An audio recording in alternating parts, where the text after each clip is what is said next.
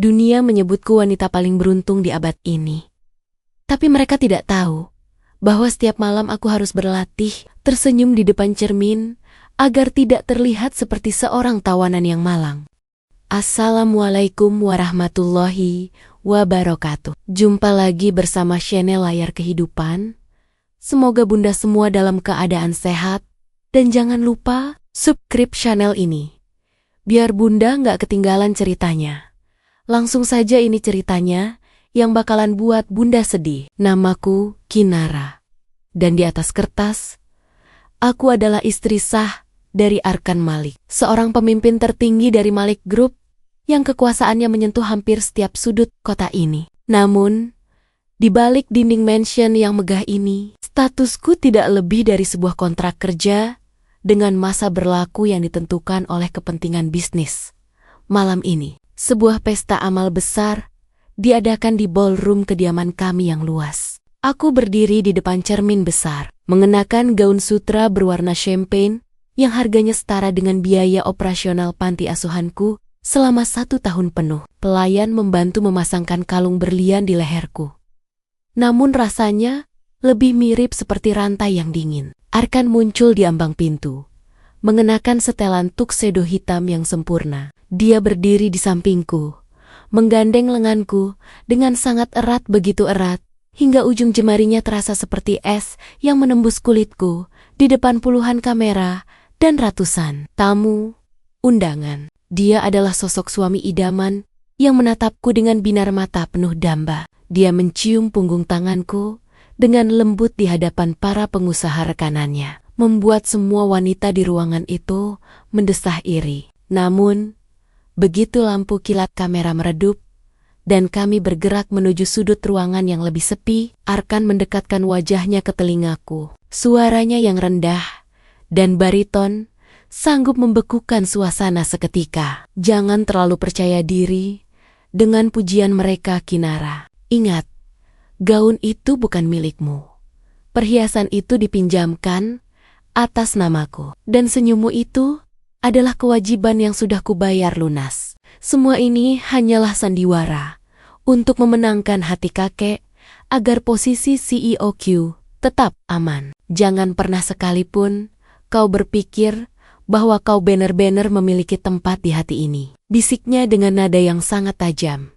Kata-katanya seperti sembilu yang menyayat halus tanpa meninggalkan bekas luka luar. Namun perihnya terasa hingga ke relung jiwa. Aku hanya bisa mengangguk pelan, tetap mempertahankan senyum palsuku, sementara dadaku sesak menahan sesal. Pesta itu berakhir saat jam besar di aula menunjukkan pukul 2 pagi. Di dalam mobil mewah yang sunyi dalam perjalanan pulang, Arkan tidak lagi menatapku. Dia sibuk dengan tablet di tangannya, memeriksa angka-angka.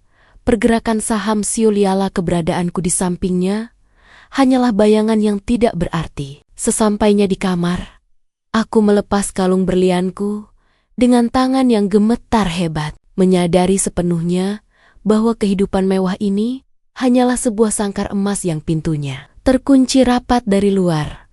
Pintunya terkunci rapat dari luar, persis seperti perasaanku yang terhimpit di antara rasa syukur yang dipaksakan dan rasa hina karena harus menjual kebebasanku demi sebuah janji. Pagi harinya, aku terbangun oleh suara ketukan pintu yang kasar dan tidak sabaran. Seorang asisten pribadi Arkan sudah berdiri di sana, menyodorkan sebuah map berwarna biru tua dengan logo emas yang mencolok. Isinya adalah laporan keuangan terbaru dari panti asuhan kasih, ibu satu-satunya tempat yang kusebut rumah. Sejak aku masih balita, di sudut dokumen itu ada catatan kecil dengan tulisan tangan Arkan yang tegas. Cicilan untuk bulan ini sudah kulunasi seluruhnya. Jalankan tugasmu dengan baik sore ini di pertemuan keluarga besar. Aku menghela napas panjang, merasakan sesak yang mendalam di dadaku. Inilah alasan mengapa aku masih bertahan di sini. Di bawah atap yang megah namun dingin ini, Arkan tahu persis di mana letak kelemahanku, dan dia menggunakan kesejahteraan anak-anak yatim itu untuk membeliku layaknya sebuah barang pajangan. Sore itu, Di meja panjang keluarga besar Malik yang terbuat dari kayu jati pilihan, kakek Arkan pria tua berwibawa yang sangat kukagumi karena kebijaksanaannya memegang tanganku dengan tulus. Kinara, terima kasih sudah hadir di hidup cucuku. Aku melihat Arkan menjadi jauh lebih tenang sejak kalian menikah, ucap kakek dengan suara yang parau namun hangat.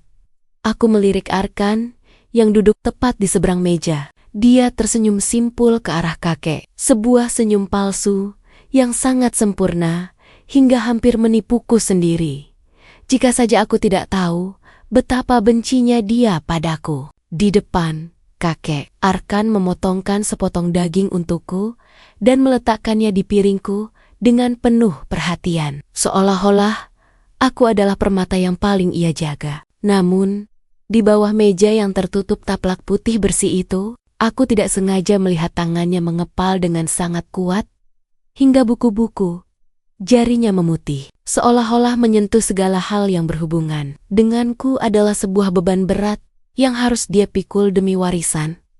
Beban berat yang harus dia pikul demi warisan itu, akhirnya mulai menunjukkan retakan, membuatku sadar bahwa kedamaian semu ini hanyalah ketenangan sebelum badai besar datang menghancurkan segalanya. Seminggu telah berlalu sejak pertemuan keluarga itu, dan interaksi kami kembali ke titik nol. Arkan mulai jarang pulang ke rumah. Atau setidaknya, dia hanya akan masuk ke dalam mansion saat jam menunjukkan pukul 1 dini hari. Saat dia yakin, aku sudah berpura-pura terlelap di kamar yang berbeda. Namun, sebuah kejadian kecil di kantor pusat, Malik Group, pada hari Selasa siang, mengubah arah takdir kami. Aku datang ke sana untuk membawakannya makan. Siang sebuah ide dari kakek yang tidak mungkin kubantah demi menjaga citra menantu teladan. Saat aku berdiri di depan pintu ruang kerjanya yang setinggi 2 meter, aku mendengar suara pertengkaran yang cukup hebat dari dalam. Arkan, sampai kapan kau mau terus bersandiwara seperti ini? Pernikahan kontrak itu adalah tindakan ilegal, dan jika para pemegang saham atau dewan direksi tahu, posisimu sebagai CEO akan runtuh dalam semalam. Suara itu milik sekretaris seniornya, wanita parubaya, yang telah mengabdi pada keluarga Malik selama lebih dari 20 tahun. Jantungku berdegup sangat kencang, seolah-olah ingin melompat keluar dari rongga dadaku. Aku terpaku di tempat. Kedua tanganku yang memegang kotak bekal terasa sangat lemas dan dingin. Aku segera berbalik, berniat untuk melangkah pergi secepat mungkin sebelum ada yang menyadari kehadiranku. Namun, malangnya aku justru menyenggol sebuah vas porselen besar yang berdiri di koridor sunyi itu. Suara pecahannya menggema dengan sangat nyaring di seluruh lantai eksekutif, memecah keheningan dengan cara yang paling mengerikan. Pintu ruang kerja itu terbuka dengan bantingan keras. Arkan berdiri di sana, dengan tatapan yang lebih tajam dan lebih dingin daripada pecahan keramik yang berserakan di bawah kakiku. Dia sama sekali tidak melihat vas yang hancur itu. Dia hanya menatap dalam ke arah mataku, mencoba mencari tahu seberapa banyak rahasia yang telah kudengar, rahasia yang sanggup menghancurkan hidup kami berdua dalam sekejap mata, rahasia yang sanggup menghancurkan hidup kami berdua dalam sekejap mata itu kini seolah menggantung di udara, menciptakan keheningan yang jauh lebih menyesakkan daripada suara pecahan vas porselen tadi. Arkan melangkah mendekat. Sepatunya menginjak butiran kecil keramik dengan bunyi gemeretak yang membuat nyaliku menciut. Dia menarik lenganku, membawaku masuk ke dalam ruang kerjanya yang luas, dan mengunci pintunya dengan sekali putaran kunci yang terdengar sangat final. Di dalam ruangan itu, sekretaris seniornya menatapku dengan sorot mata yang sulit diartikan, setengah kasihan, setengah memperingatkan.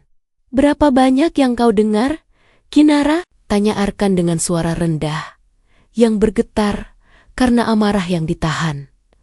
Aku menggeleng pelan, berusaha mengatur napas yang terasa pendek. "Aku hanya ingin mengantarkan makan siang, Arkan. Aku tidak bermaksud menguping. Jawabku dengan suara yang nyaris hilang. Arkan mencengkeram bahuku. Matanya menatap tajam ke dalam manik mataku, seolah ingin menembus isi kepalaku. Dia tidak percaya padaku. Baginya, aku adalah ancaman terbesar bagi taktanya di Malik Group.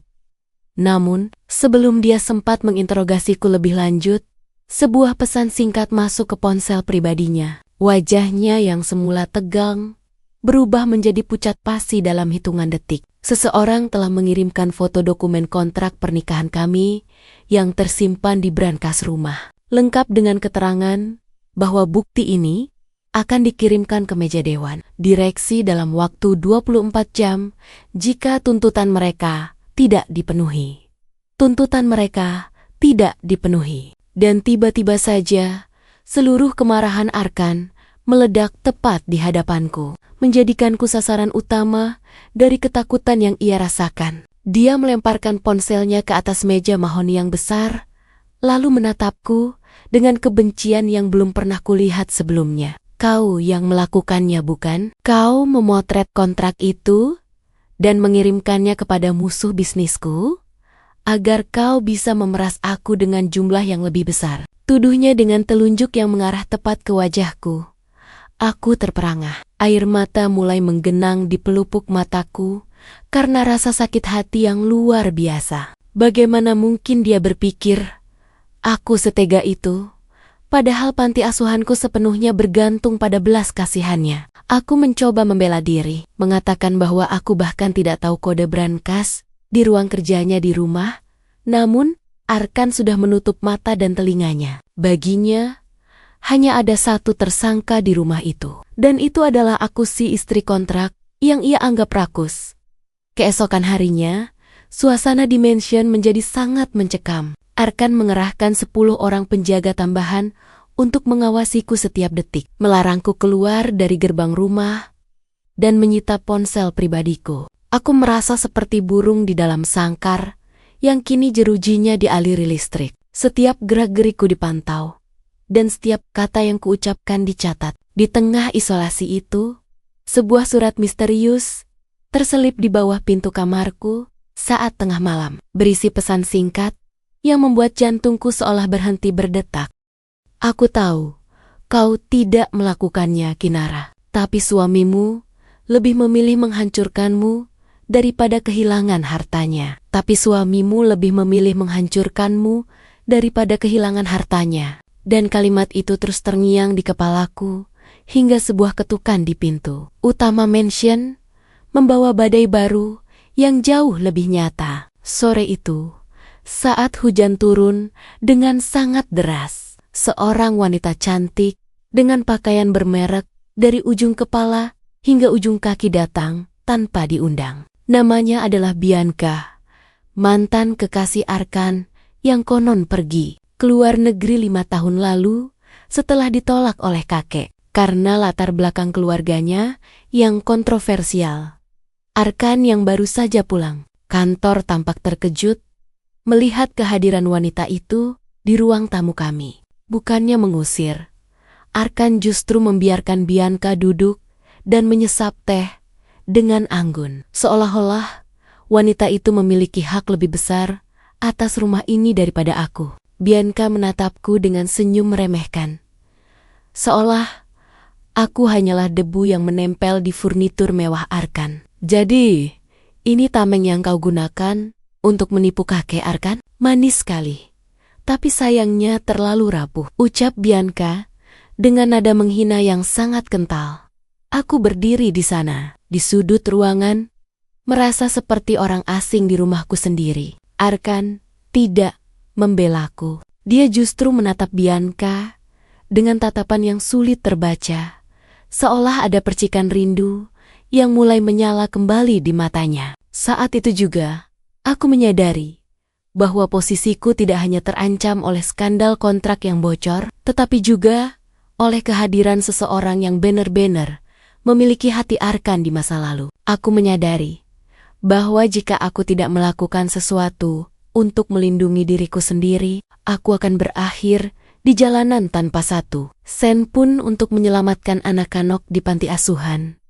Aku menyadari bahwa jika aku tidak melakukan sesuatu untuk melindungi diriku sendiri, aku akan berakhir di jalanan tanpa satu sen pun untuk menyelamatkan anak-anak di panti asuhan. Malam itu, di bawah temaram lampu kamar yang sunyi, aku menghapus air mataku dan mengambil sebuah keputusan besar. Aku tidak boleh lagi hanya menjadi bayangan yang ketakutan di sudut ruangan. Aku harus memiliki nilai tawar. Aku mulai menyusun rencana untuk mencari tahu siapa sebenarnya yang membocorkan dokumen itu, sembari mengumpulkan tabungan rahasia dari sisa tunjangan yang selama ini tidak pernah kupakai.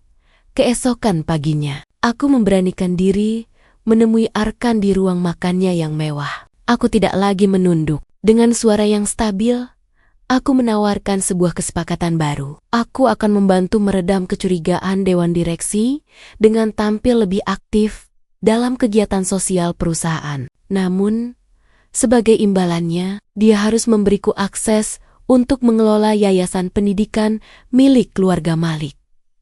Arkan sempat tertawa meremehkan, menganggapku hanya sedang mencari panggung. Namun kilat kesungguhan di mataku membuatnya terdiam sejenak. Akhirnya, dengan nada dingin yang masih terasa merendahkan, dia setuju.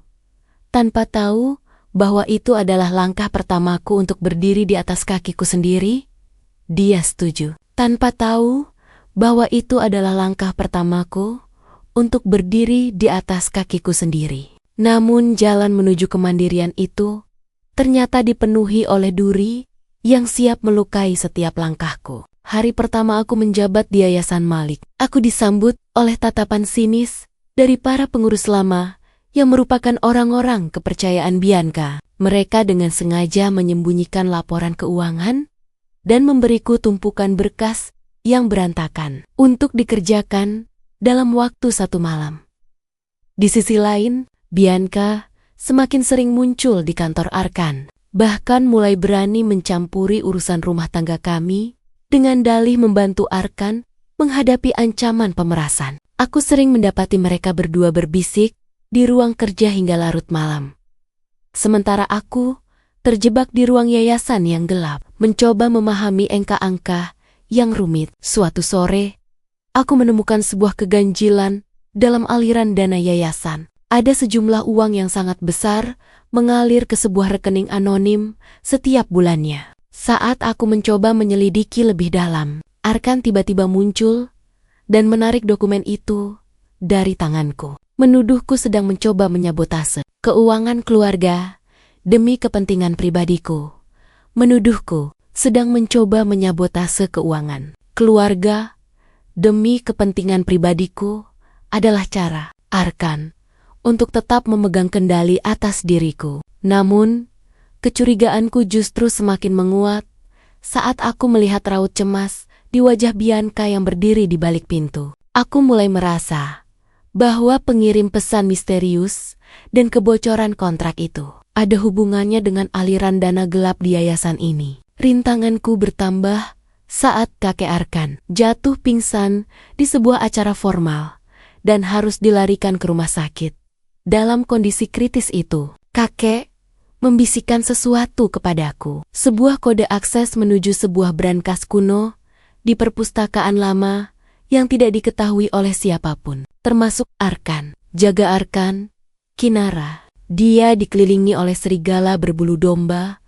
Pesan kakek dengan suara yang sangat lemah. Aku merasa beban di pundakku semakin berat. Aku harus menyelamatkan nama baik keluarga ini, sekaligus melindungi panti asuhanku dari orang-orang yang ingin menghancurkan Arkan melalui tanganku. Namun, usahaku untuk membuka brankas itu hampir gagal ketika Bianca memergokiku di perpustakaan malam-malam, dan dia segera memanggil Arkan dengan tuduhan bahwa aku sedang mencoba mencuri harta keluarga. Di saat kakek sedang sekarat, dia segera memanggil Arkan dengan tuduhan bahwa aku sedang mencoba mencuri harta keluarga di saat kakek sedang sekarat, membuat Arkan meledak dalam amarah yang paling hebat yang pernah kusaksikan selama kami menikah. Dia tidak memberiku kesempatan untuk menjelaskan. Dia segera memerintahkan pengawal untuk mengurungku di dalam kamar dan melarangku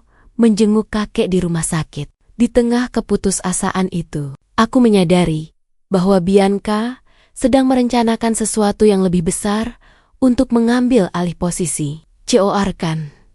Dengan menggunakan bukti kontrak kami sebagai senjatanya, tujuanku kini bergeser. Aku tidak hanya ingin bebas, tapi aku harus membuktikan bahwa Bianca lah dalang di balik semua kekacauan ini sebelum kontrak itu benar-benar jatuh ke tangan dewan. Direksi besok pagi. Aku harus melarikan diri dari mansion yang dijaga ketat ini untuk menemui salah satu mantan karyawan yayasan yang memegang kunci kebenaran. Dengan menggunakan sprei yang kuikat kuat dan keberanian yang tersisa, aku memanjat balkon kamar di tengah hujan badai, mempertaruhkan nyawaku demi sebuah kebenaran yang mungkin akan membuat Arkan membenciku selamanya atau justru menyelamatkannya dari kehancuran total. Aku memanjat balkon kamar di tengah hujan badai, mempertaruhkan nyawaku demi sebuah kebenaran yang mungkin akan membuat Arkan membenciku selamanya atau justru menyelamatkannya dari kehancuran total. Guntur menggelegar saat kakiku menyentuh tanah yang berlumpur, dan aku segera berlari menuju gerbang belakang yang jarang dijaga. Dengan sisa tenaga yang ada, aku berhasil menemui mantan bendahara yayasan yang kini hidup dalam persembunyian karena diancam oleh orang-orang Bianca.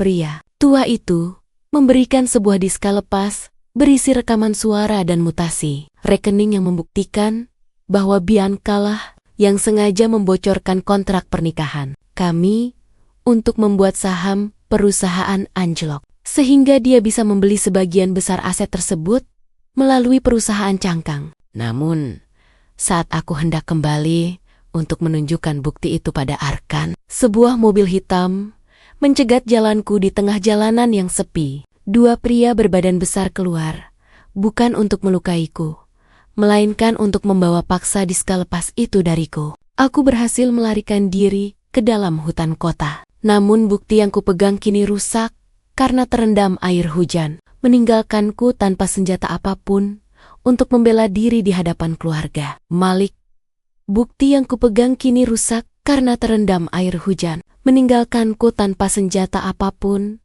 untuk membela diri di hadapan keluarga. Malik, saat aku kembali ke rumah dengan pakaian yang basah kuyup dan kotor, di ruang tengah, Arkan sudah menunggu bersama beberapa anggota dewan direksi dan Bianca yang memasang wajah penuh kemenangan. Bianca telah menyebarkan fitnah baru bahwa aku melarikan diri karena merasa bersalah telah menggelapkan dana yayasan dan ingin menjual rahasia perusahaan kepada pihak pesaing.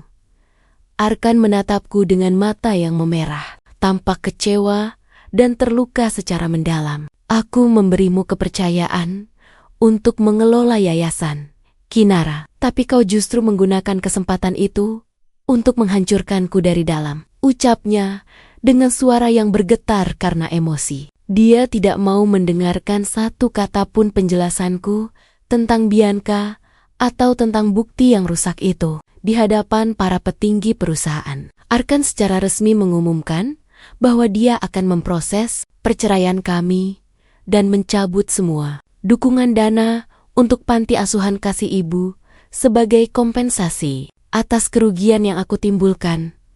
Arkan secara resmi mengumumkan bahwa dia akan memproses perceraian kami dan mencabut semua dukungan dana untuk panti asuhan kasih ibu sebagai kompensasi atas kerugian yang aku timbulkan, membuat duniaku terasa runtuh seketika. Malam itu, aku diusir dari mansion hanya dengan membawa satu tas kecil berisi pakaian lamaku, tanpa uang dan tanpa martabat yang tersisa di mata publik. Kabar tentang istri CEO yang rakus menyebar luas di media sosial membuatku tidak bisa mencari perlindungan dimanapun karena semua orang menghujatku.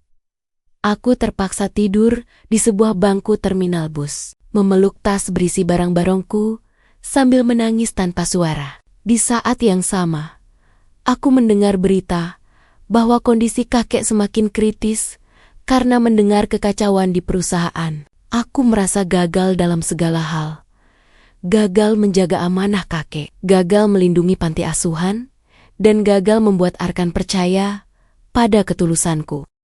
Bianca kini secara terbuka mendampingi Arkan di setiap acara perusahaan, mengambil alih posisiku, dan perlahan-lahan menyuntikkan pengaruh buruknya untuk menguasai Malik Group. Sepenuhnya, Bianca kini secara terbuka mendampingi Arkan di setiap acara perusahaan, mengambil alih posisiku, dan perlahan-lahan menyuntikkan pengaruh buruknya untuk menguasai Malik Group sepenuhnya. Hingga aku menyadari, hanya ada satu pilihan tersulit yang tersisa. Aku harus menemui Bianca secara pribadi dan membuat kesepakatan yang menghancurkan hatiku. Aku mendatanginya di kantor yayasan, memohon agar dia menghentikan penutupan panti asuhanku dengan imbalan. Aku akan menghilang selamanya dari hidup Arkan dan menandatangani surat pernyataan palsu bahwa aku memang bersalah atas semua tuduhan itu.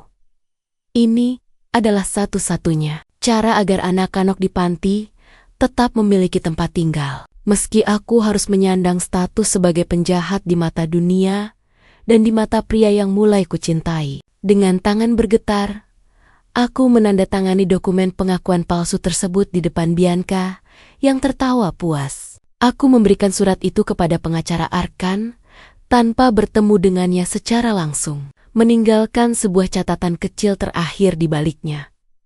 Selamatkan perusahaanmu dari orang yang tepat, Arkan. Aku pergi agar kau bisa tetap bersinar. Aku melangkah pergi menuju stasiun kereta dengan hati yang mati, meninggalkan semua kemewahan dan kenangan pahit itu di belakangku. Aku melangkah pergi menuju stasiun kereta dengan hati yang mati, meninggalkan semua kemewahan dan kenangan pahit itu di belakangku, tanpa menyadari bahwa sebuah keajaiban kecil sedang terjadi di dalam perpustakaan lama Mansion Malik. Di sana, seorang pelayan setia yang selama ini kuperlakukan dengan baik menemukan sebuah rekaman kamera pengawas tersembunyi yang terpasang di sudut langit-langit, yang secara tidak sengaja merekam aksi Bianca saat ia menyelinap masuk ke ruang kerja Arkan untuk memotret dokumen kontrak tersebut. Pelayan itu didorong oleh rasa keadilan, segera menyerahkan bukti itu kepada Arkan yang saat itu sedang duduk termenung menatap surat pernyataan salah yang kutandatangani. Begitu melihat rekaman itu, dunia Arkan seolah berputar. Dia menyadari bahwa pengakuan yang kubuat adalah sebuah pengorbanan paksa demi menyelamatkan panti asuhan. Bukan karena aku benar-benar bersalah. Dengan kemarahan yang kini berbalik arah, Arkan segera memerintahkan tim teknologinya untuk memulihkan data dari diska lepas yang sempat kurusak di hutan kota. Dan kali ini, mereka berhasil menemukan bukti aliran dana gelap yang selama ini dikumpulkan oleh Bianca untuk menggulingkan posisi Arkan. Mereka berhasil menemukan bukti aliran dana gelap yang selama ini dikumpulkan oleh Bianca untuk menggulingkan posisi Arkan, memicu sebuah kepanikan luar biasa di hati sang CEO yang kini merasa telah menjadi monster bagi wanita yang paling tulus padanya. Tanpa membuang waktu satu detik pun, Arkan membatalkan semua agenda rapat dewan direksi dan mengusir Bianca dari kantornya di bawah pengawalan ketat petugas keamanan. Dia memacu mobilnya dengan kecepatan tinggi menuju stasiun kereta. Namun kereta yang membawaku sudah berangkat 1 jam yang lalu menuju sebuah desa terpencil di kaki gunung.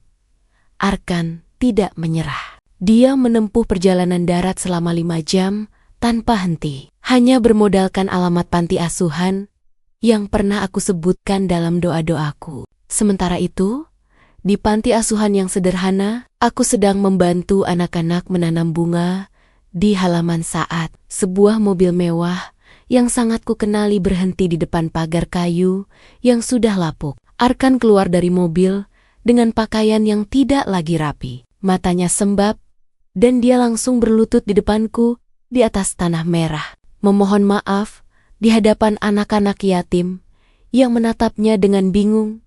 Dia langsung berlutut di depanku di atas tanah merah, memohon maaf di hadapan anak-anak yatim yang menatapnya dengan bingung. Sembari menyerahkan kembali dokumen kontrak pernikahan kami yang kini sudah ia robek menjadi potenggen-potenggen kecil yang tak berarti. Arkan berjanji di depan semua orang bahwa dia akan membangun kembali panti asuhan ini dan membersihkan namaku di depan seluruh negeri melalui konferensi pers besar yang akan diadakan esok hari. Keesokan harinya, seluruh televisi nasional menyiarkan pengakuan jujur sang CEO tentang betapa berjasanya istrinya dalam menyelamatkan perusahaan dari pengkhianatan internal, sekaligus mengumumkan bahwa hubungan kami kini bukan lagi sebuah kontrak, melainkan sebuah komitmen yang berlandaskan kasih sayang yang tulus. Kakek yang baru saja siuman dari masa kritisnya tersenyum lega saat melihat kami berpegangan tangan di layar kaca, menyadari bahwa ramalannya tentang Kinara sebagai penyelamat keluarga adalah benar adanya. Happy ending. Kami memulai lembaran baru sebagai suami istri yang sesungguhnya, tanpa bayang-bayang harta maupun kepalsuan, di mana cinta akhirnya menjadi pemenang dalam drama panjang yang melelahkan ini. Kami memulai lembaran baru sebagai suami istri yang sesungguhnya, tanpa bayang-bayang harta maupun kepalsuan, di mana cinta akhirnya menjadi pemenang dalam drama panjang yang melelahkan ini. Langkah pertama yang Arkan ambil adalah membawaku kembali ke panti asuhan, bukan sebagai tamu, melainkan sebagai bagian dari keluarga besar yang akan merenovasi tempat itu menjadi istana bagi anak-anak yang kurang beruntung. Arkan tidak lagi menjadi sosok CEO yang dingin dan kaku. Dia belajar untuk memegang cangkul dan menanam pohon bersama anak-anak panti, melepaskan setelan jas mahalnya demi kenyamanan yang lebih sederhana.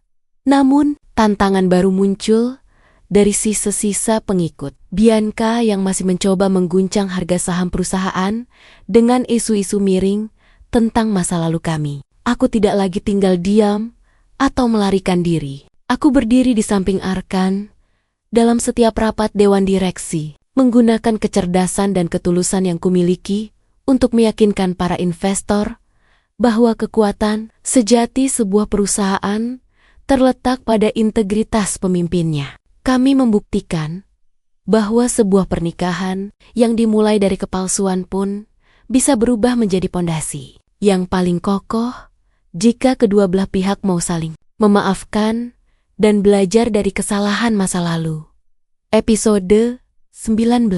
Warisan yang sesungguhnya. Kami membuktikan bahwa sebuah pernikahan yang dimulai dari kepalsuan pun bisa berubah menjadi pondasi yang paling kokoh jika kedua belah pihak mau saling memaafkan dan belajar dari kesalahan masa lalu. Sebuah pelajaran yang akhirnya dipahami sepenuhnya oleh kakek di hari ulang tahunnya yang ke-80, di pesta ulang tahun yang sederhana namun hangat itu. Kakek memanggil kami berdua ke taman belakang mansion yang kini dipenuhi oleh bunga-bunga mawar yang aku tanam sendiri.